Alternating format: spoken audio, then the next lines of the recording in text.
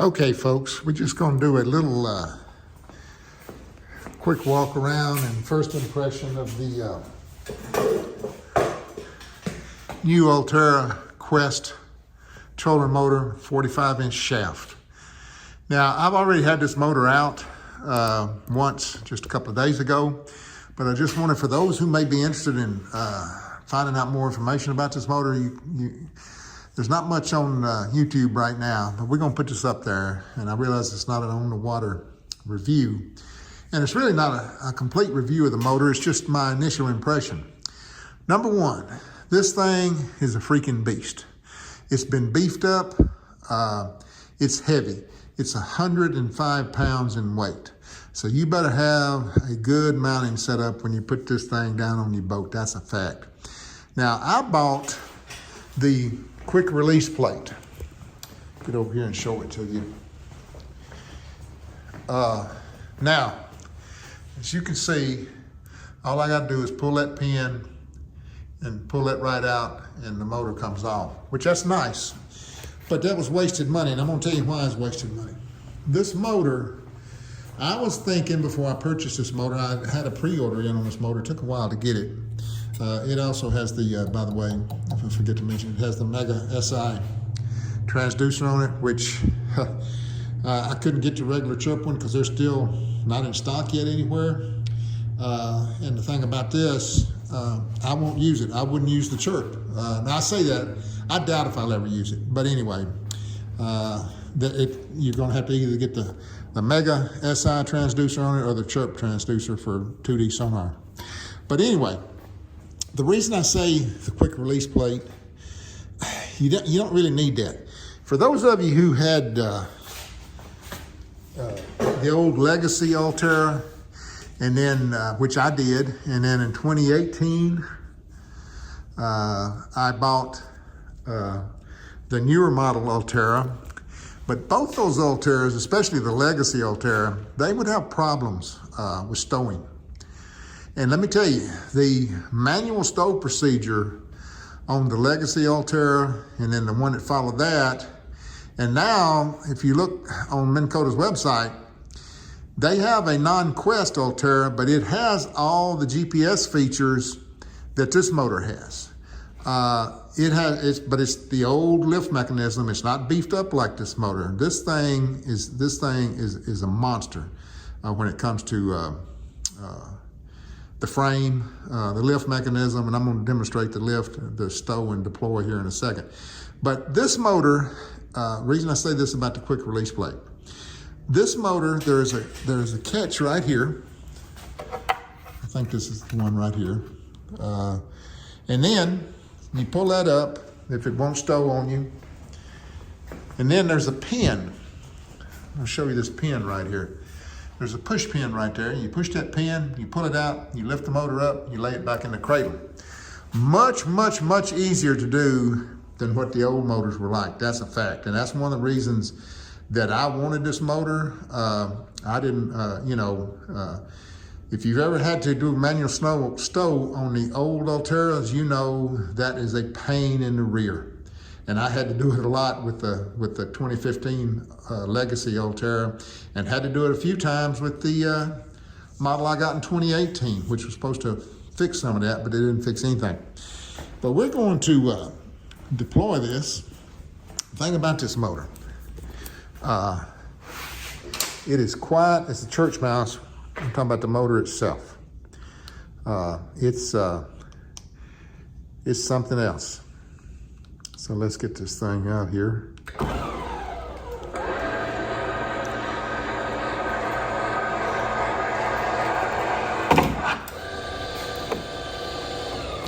I'm going to show you the screw arm in here, which is much, much beefier than what the old Legacy Ulterras had, and the newer model after that. And like I said, the new Ulterra with these new GPS features on them, it has the old screw and everything, and it's not, they didn't beef it up at all. But of course, you're going to save $1,000 by getting that. But there it is. Now on the water, let me see, on the water, this thing shines. The spot lock on this is how you would want a spot lock to be.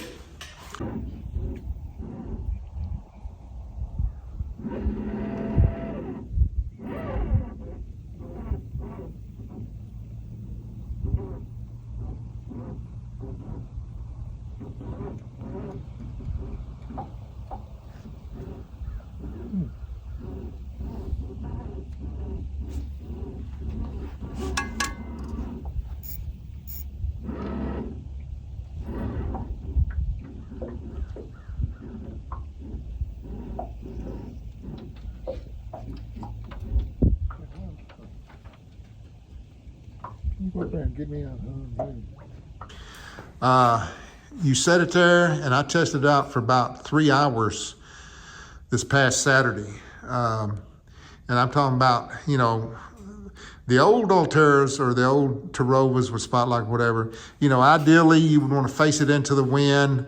And if you didn't face it into the wind, if you were fishing on a calm day or in calm water where no wind is getting to you and no current, you put this on spot lock, this boat's going to pivot on you.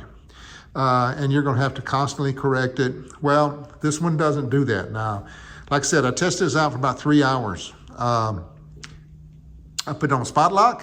It stayed in the direction I was pointing it at. I mean, this is what you want spot lock to be like. Now, you know, my opinion of this may change if something, you know, I get out on the water again, but I don't foresee it changing. The jog feature works nice, works great.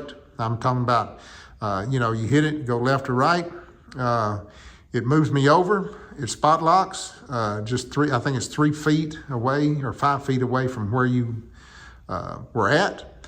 The boat is pointing in the same direction you had it pointed at, and it stays there. This to me is a huge upgrade from the old motors. Absolutely huge. As you can see, this is a beast of a motor on this thing down here. And I can tell you, I've run this on the max speed, out eagle watching on Ball Knob Lake there and trying to catch a few fish, but mostly just playing around with this motor. You can't hear it. I'm talking about it's silent as they go. It pushes this boat, which I don't know what this boat weighs. This is a 1856 all-weld Invader Outlaw series with a 40 horsepower jet Tohatsu on it. It pushes it along at 4 miles per hour. That's a pretty darn good clip. That's a pretty darn good clip. But just wanted to put something up there about this motor for those of you trying to find some information on the Ulterra Quest. The GPS spot lock features are absolutely fantastic. I have not used the drift mode yet. I'm still trying to figure out just exactly, you know, what that's going to do for me. But I will get out and use the drift mode. This thing, it comes with cables. You can hook this up to your Helix, which I have a Helix 10 on here. You can see it over the other side of that chair. You can hook this up to your Helix. You can control it from your Helix. I doubt I will do that. You know, my sonar's in the back.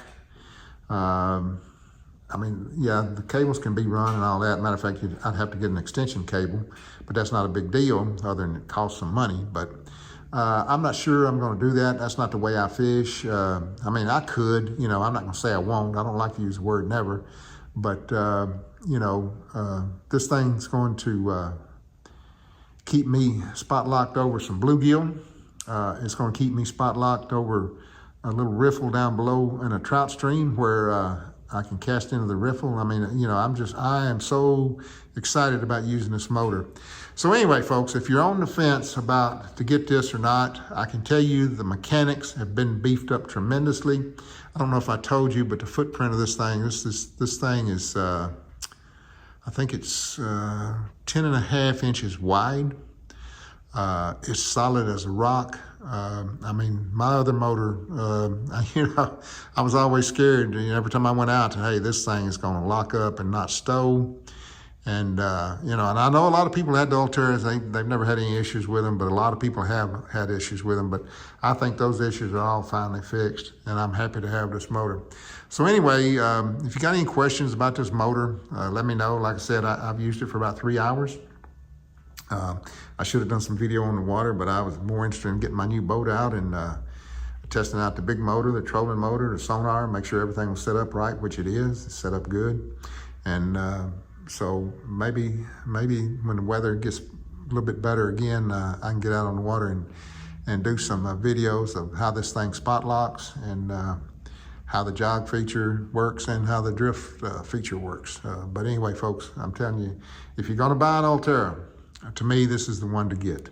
Now, like I said, you can get the cheaper Ulterra with all the GPS functions updated for $1,000 cheaper. But I'm gonna tell you, the mechanics of this thing, to me, I don't need any problems on the water with a trolling motor, trying to stow, not stow, freezing up. I don't need none of that. And one thing I think they've got 100% correct now is the mechanics on this thing. But as I said, time will tell. But anyway, folks, appreciate you watching. Hope you're out fishing. Hope you're catching a bunch of fish. So until next time, soil up them all, and life is good.